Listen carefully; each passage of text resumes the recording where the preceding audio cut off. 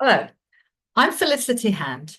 I'm speaking on behalf of myself and my colleague Esther Pujolràs-Noguer.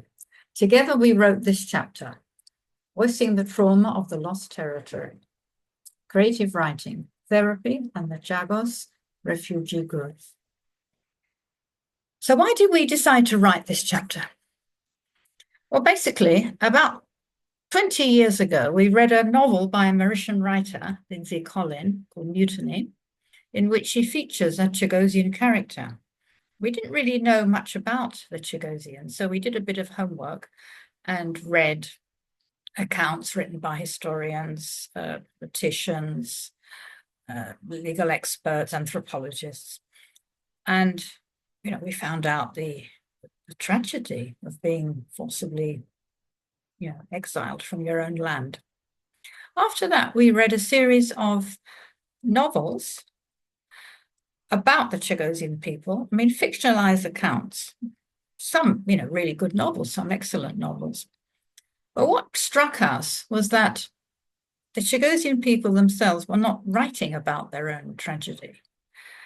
Invariably, many of the older people, could barely read and write themselves. So, in a sense, it was kind of left to other people to talk about the dilemma of being in a diaspora, either in Mauritius, in the Seychelles, or in the UK. So Esther and I thought, well, this is not good enough. People should know from the people themselves what it was like to be deported and how they managed to get on in the new country and how they've managed to preserve or recreate their culture. That was basically the rationale behind this creative writing workshop. Now, we call it creative writing workshop, but in fact, we didn't intend to train anybody to be a writer. Our aim was for these people to feel that their stories were being heard and that their own words were important about what it was like to be booted out of your home and how this tragedy was this feeling of being unwanted and not really valued. It's being passed on to, second and third generations. So that was basically why we decided to set up this creative writing workshop. We did this in 2019 with the help of our dear friend and colleague, Farhad from the University of Mauritius, who very sadly passed away. And with his help, we got in touch with the Chagos Refugees group in Port Louis. And we asked people to volunteer, and many of them did. And the good thing about it was we had older people, original deportees, and younger people. And they formed this very compact group. So it was a wonderful experience for us. Now, how did we set about doing this? Well, because we were dealing with people, a lot of the people did not have very much formal education. We thought, well, we're not going to get them to write, really. What we're going to do is to get them to talk about their experiences. So we used a lot of visual material, pictures, some songs as well, and short extracts from creative writing, texts written by other people, not about them, but about other people who live in the diaspora, other people who have been exiled or have been forced into exile. Just to give you an example, one of the most famous passages that we talked about was from the novel By the Sea by Nobel Prize winner Abdul Razak Gurna.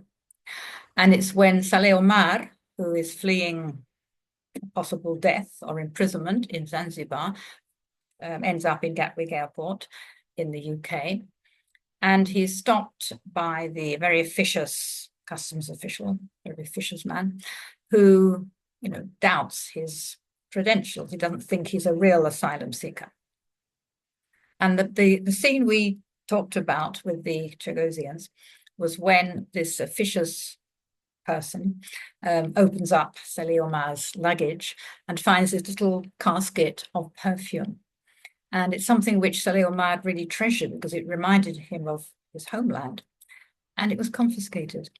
And this daylight robbery was something that really resonated with the Chagossians, because they understood what it meant to have, your possessions taken away from you.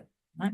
So that's just an example of how a text about another culture could, mean something to these people. And it got them talking about how they felt about having, obviously, their homeland being robbed from them, being stolen from them, but also how they lost their worldly possessions practically.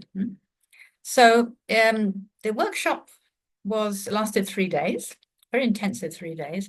And as often is the case in these situations, we learned much more from them than I'm sure they did from us. But we're really happy because we could see that they felt that, their stories were being valued. And that was the important thing. So instead of having other people writing about them, which of course is very valid, we're not, questioning that, but it was also important that, they could tell the story without anybody kind of mediating.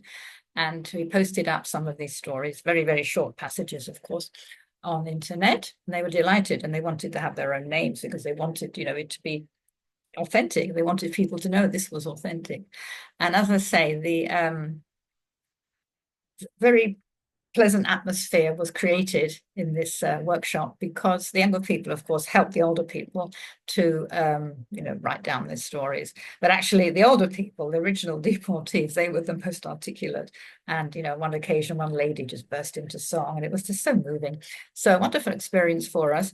And we felt that we were doing a little bit, just a grain of sand in getting people to understand what the tragedy for the Chagossians really meant. Thank you very much.